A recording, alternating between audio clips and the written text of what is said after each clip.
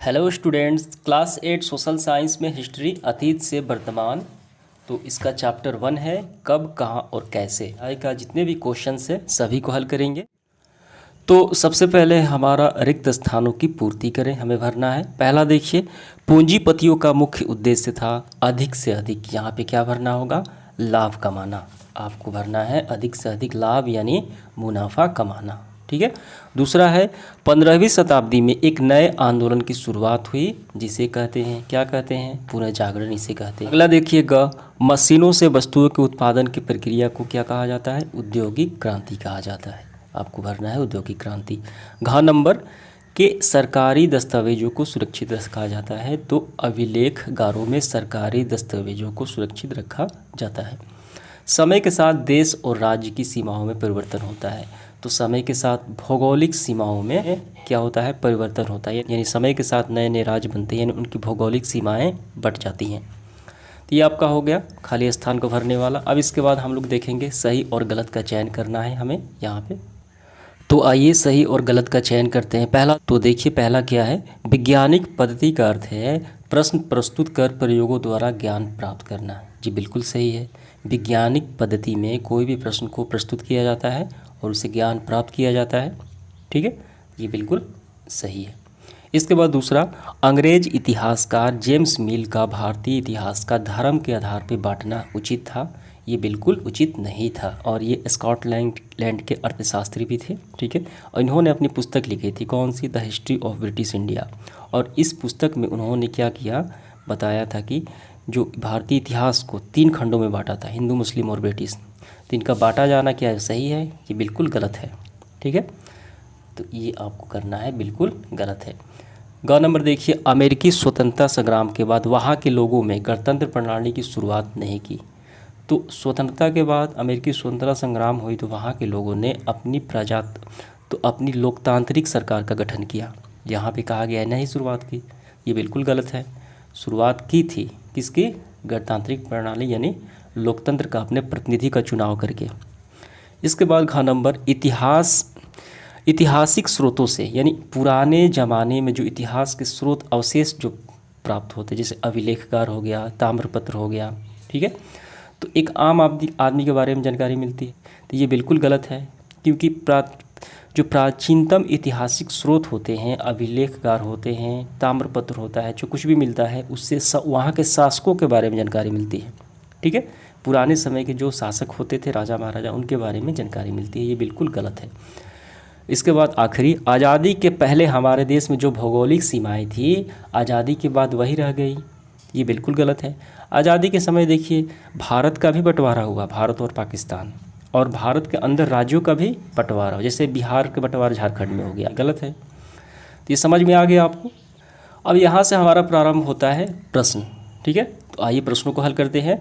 मध्यकाल और आधुनिक काल के ऐतिहासिक स्रोतों से आप क्या फ़र्क पाते हैं, उदाहरण सहित लिखिए। इस प्रश्न का मतलब हम ये समझते हैं, देखिए इतिहास का ये युग है, इतिहास का युग, एक युग है मध्यकाल यानी बीच का काल का इतिहास, और एक है आधुनिक काल का इतिहास। आधुनिक काल में जैसे अंग्रेज के समय, गांधी वाला समय, वो आधुनिक काल का इतिहास, दोनों तो इतिहास हैं ही। ठीक है, ये ज़्यादा ये मध्य का इतिहास यानी इससे पुराना ये वाला है, और ये आधुनिक इतिहास है।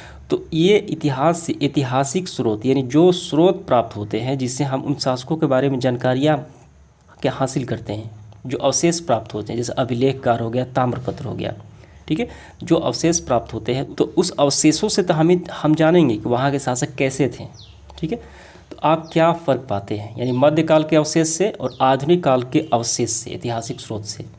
ठीक है, तो उदाहरण सहित हमें लिखना है।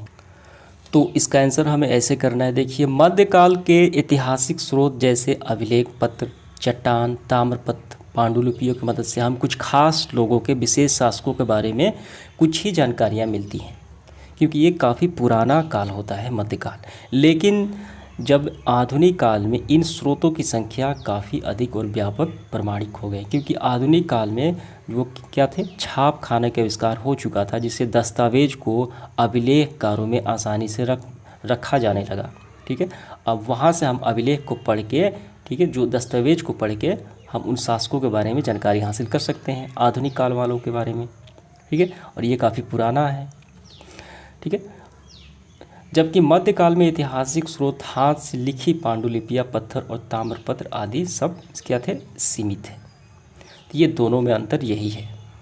तो दोनों में फ़र्क आपको समझ में आ गया, मध्यकाल और आधुनिक काल के ऐतिहासिक स्रोत से। अगला प्रश्न देखिए दूसरा, जेम्स मिल ने भारतीय इतिहास को जिस प्रकार काल खंडों में बांटा था उससे आप कहाँ तक सहमत हैं?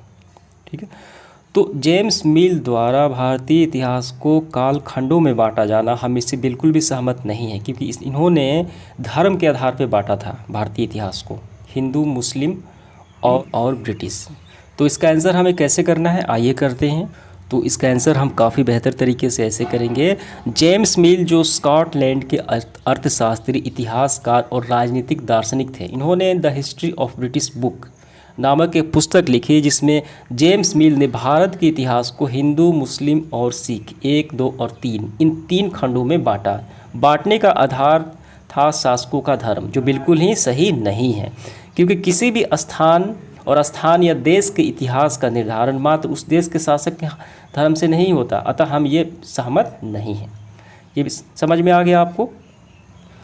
अगला प्रश्न तीसरा, सरकारी दस्तावेजों को हम कैसे और कहाँ सुरक्षित रख सकते हैं? ये देखिए, यहाँ सरकारी दस्तावेज की बात की गई, तो ये बुक के अनुसार इतिहास की बात की गई है।